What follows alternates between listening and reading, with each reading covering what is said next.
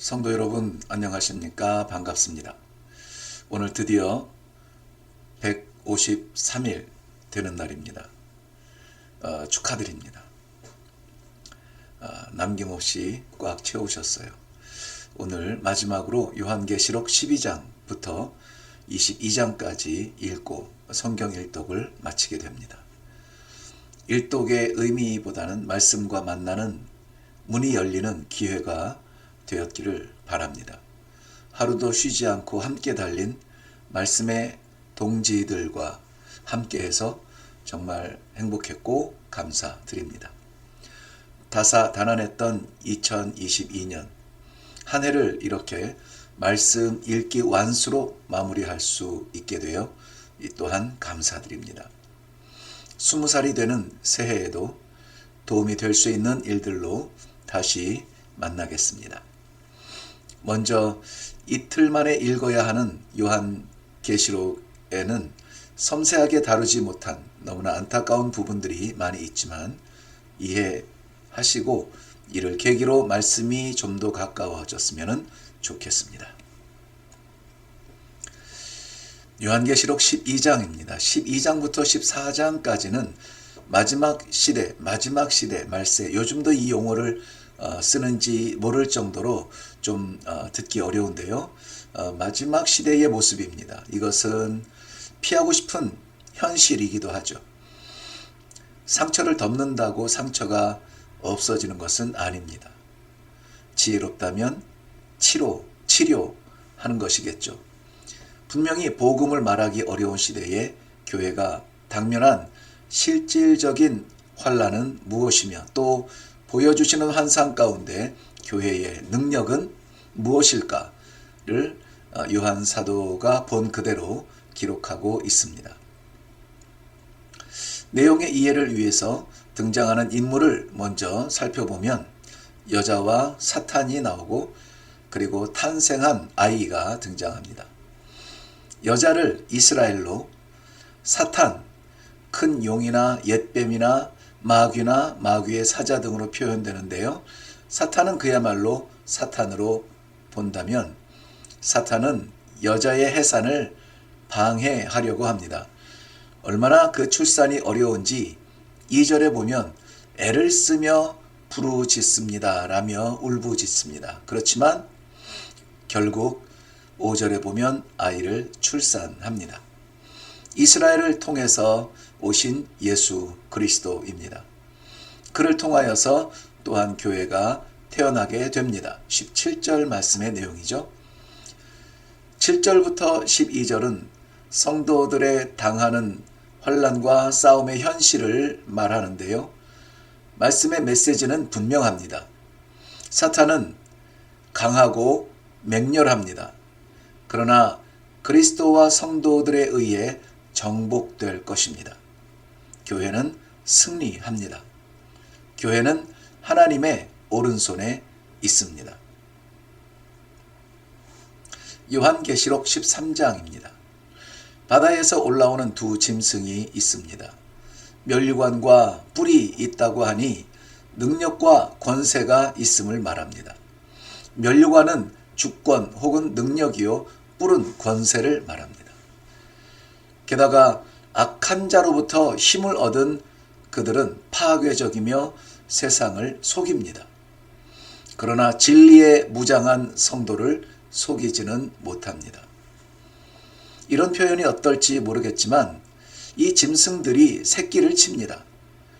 11절 보면 두 뿔이 있고 용처럼 말하는 어린 양, 여기서 말하는 어린 양은 그리스도 아닙니다.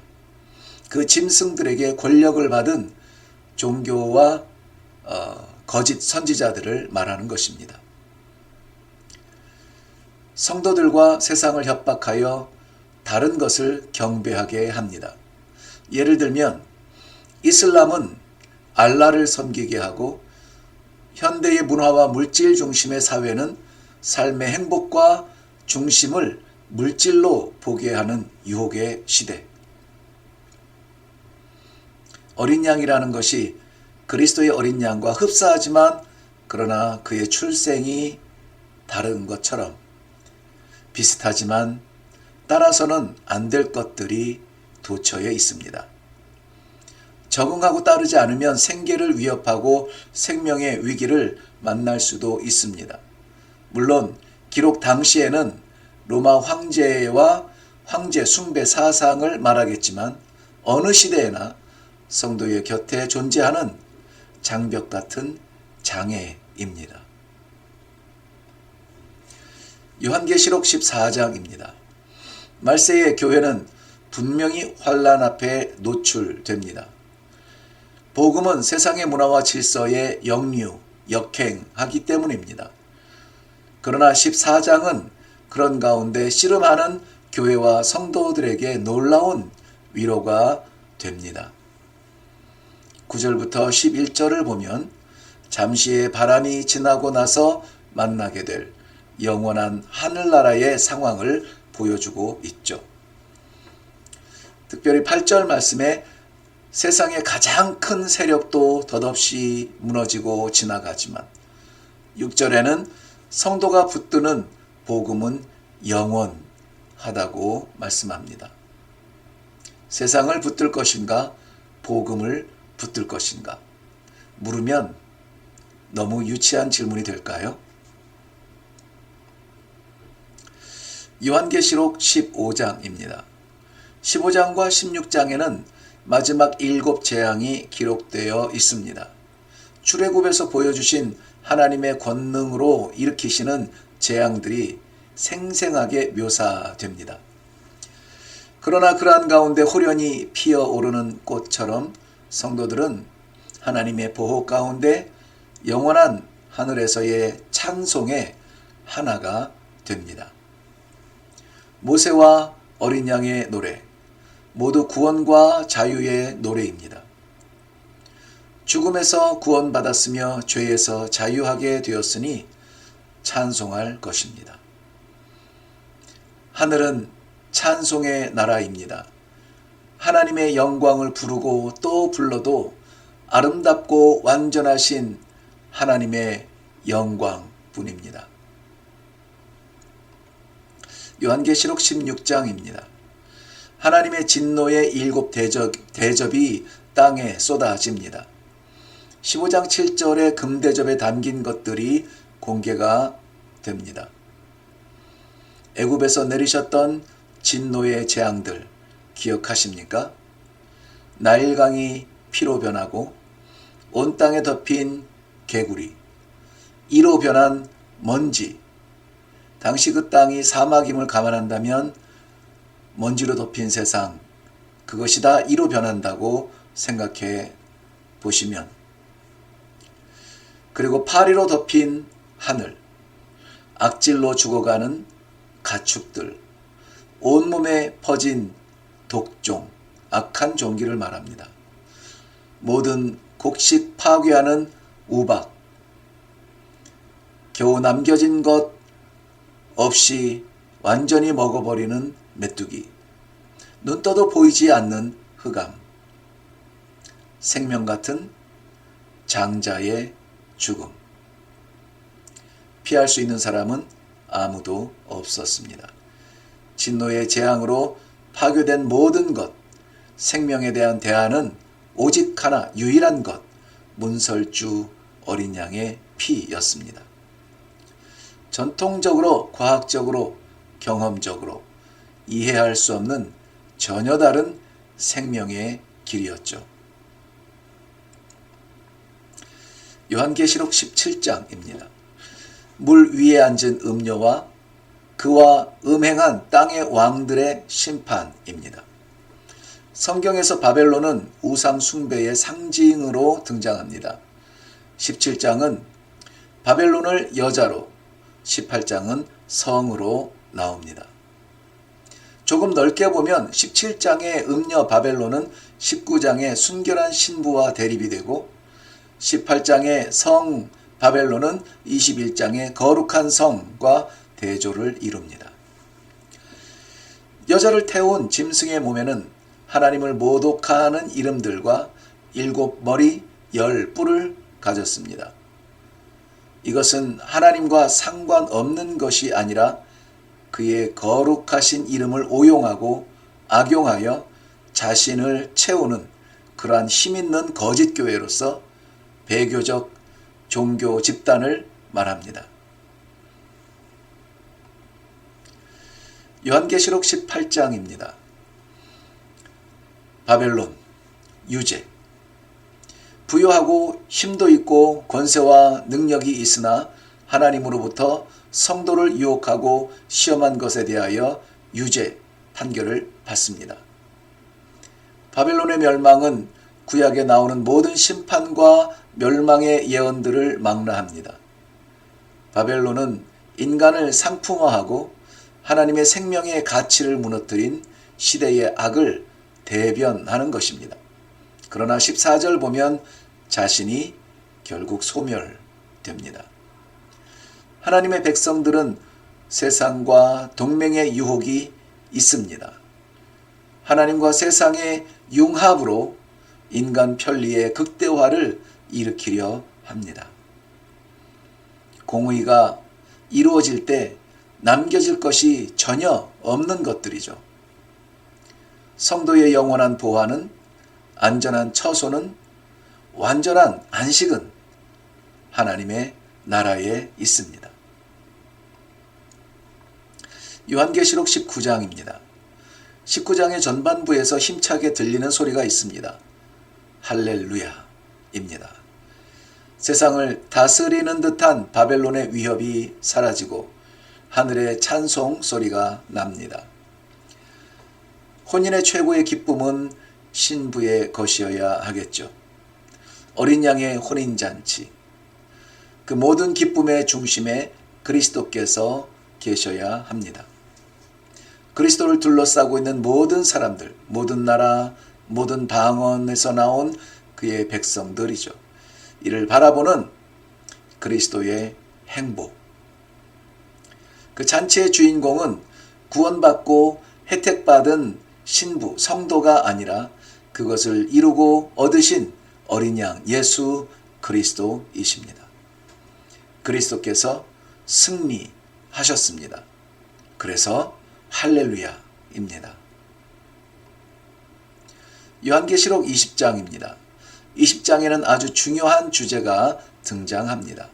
바로 천년에 대한 이해입니다. 이 시간에 다루지는 못하지만 153 성경을 읽으실 때의 가이드가 되기 위해서 간략하게 정리해 드리겠습니다. 천년은 예수님의 재림과 연결이 되어 있습니다. 단 예수님께서 재림하실 때 천년의 다스리심이 순교자들과 함께 있을 것인데요. 바로 이 천년 전에 재림하실 것이다. 전천년설. 그 다스리시는 천년 후에 재림하실 것이다. 후천년설.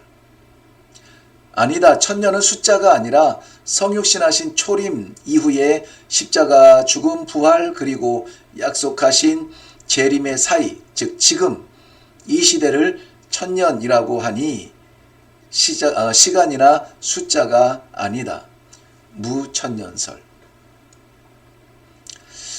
그 가운데 전천년설 가운데는 교회 시대 이후에 예수님의 공중 재림이 있고 성도의 휴거가 일어난 후에 7년 대환란이 지나고 예수님의 지상 재림, 2차 재림이 일어나고 나서 천년을 누린다. 세대주의적 전천년설과 교회 시대는 교회의 환란의 시대를 지나고 예수님의 단번의 재림과 천년 왕국을 누린다는 주장, 즉 역사적 전천년설이 있습니다. 대한예수교 장로회 특별히 합동 측에는 역사적 전천년설의 교리를 지지합니다. 요한계시록 21장입니다. 새하늘과 새 땅. 태양의 영향을 받지 않는 새로운 날의 시작입니다.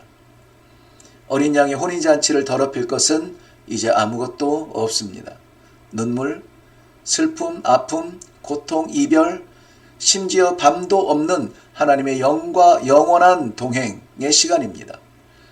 아니 시간도 태양의 영향이니 시간의 굴레도 없습니다. 오직 하나님과 함께 하는 것입니다. 세상을 수놓은 아름다운 것이 있으나 하나님께서 주신 성도의 아름다움에는 비길 것이 없습니다. 지금 어렵게, 지금 힘들게 이 믿음을 지키고 이기는 그에게 하나님께서 예비하신 그의 나라입니다. 그런데 그 아름다운 도성에서 부르실 우리의 이름은 오직 예수 그리스도를 통한 은혜의 선물입니다. 요한계시록 22장입니다. 드디어 성경의 마지막 장에 도착했습니다. 1189장. 이번에도 이 과정을 섬기면서 깨닫는 것은 두려움과 감동입니다.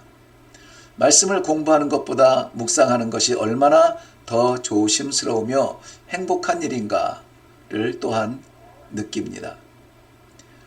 요한사도 역시 계시록을 마치면서 이전에 어떤 말을 기록하였든지 모두를 멈추고 새로운 문장으로 시작을 하죠.